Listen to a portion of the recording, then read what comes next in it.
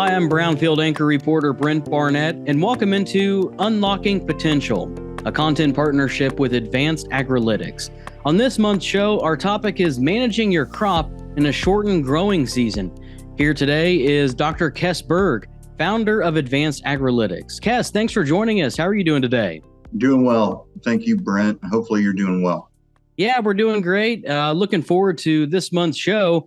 Now, rainfall, of course, we've seen a lot of it across the Corn Belt, and it's slowed some planting and creating some pressure to get corn and soybeans into the ground, Kess. So what do you see as the last good date to plant corn as we look at northern Indiana?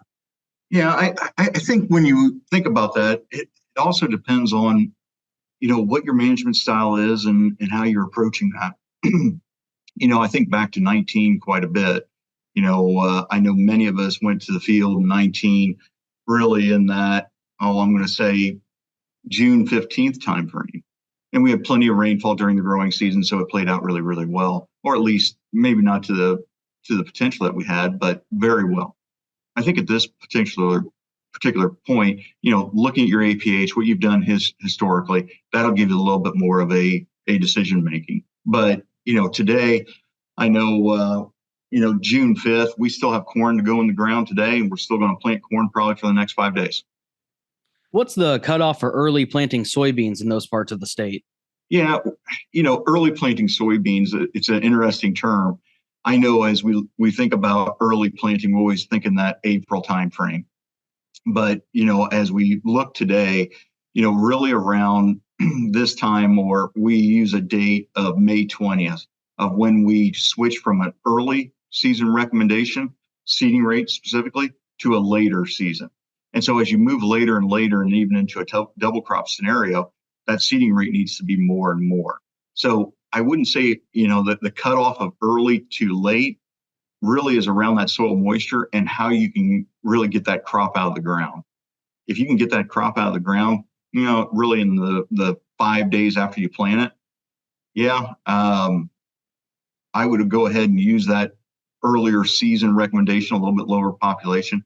But as you get into June, we have switched to that later population, really accentuating the population on those water limited acres, higher slope, higher elevation. When we talk about late planting, why does late planting and leaf canopy matter for crops, Kess? Well, and I think this is really around that soil moisture balance. Many of us aren't going to have the opportunity to take advantage of May rainfall. And, whether it's excess or just enough, we're just not going to have that opportunity. That plant, the water that it takes up, really 80% of that, 75% of that's going to be used for cooling. The rest of it is, just for growth. So as you look at that canopy closure, it's really to protect that soil from evaporation and making sure that moisture that we do receive gets passed through the plant, really for that cooling and for growth. So as you think about that canopy protects that soil and keeps the moisture that we do receive there.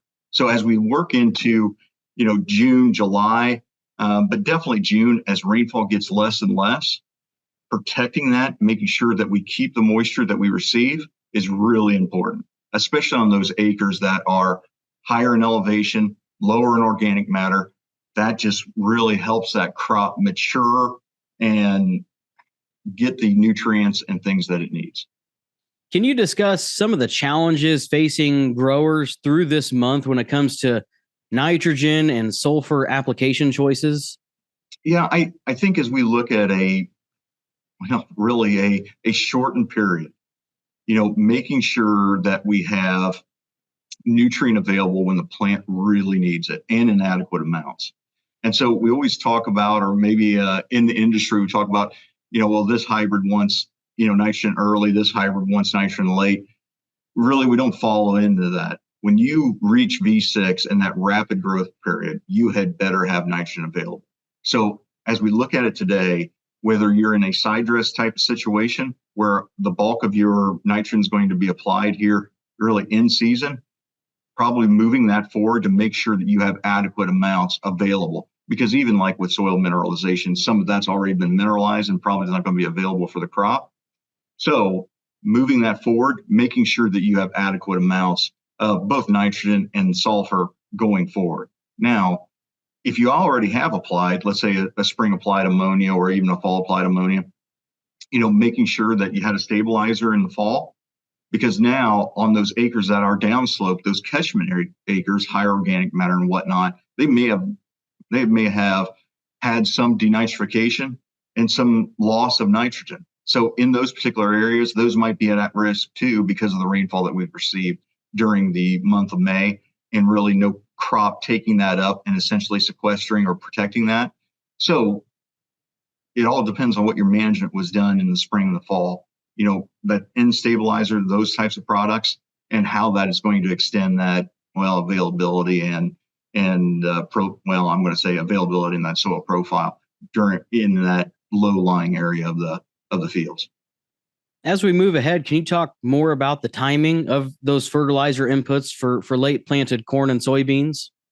Yeah, I think timing wise, and as I just briefly mentioned it before, if we're traditionally a side dress at V6, V7, we want to make that move forward, maybe in that V4, V5 timeframe, just so if you're putting on anhydrous, that you're not covering up the crop, making it available, especially as we enter into that rapid growth phase. With sulfur, applying sulfur inside that growing season and really close to the plant so that we have more access to that, because we also know when we have sulfur applied, if it doesn't get into the plant, it's not going to stay for next year or for continuing years. We have to get that into the plant to really build that resource. Even though you might not see it in a soil test, it would be actually in that stover, and then make sure. So banding close, making sure that we have amounts that are earlier.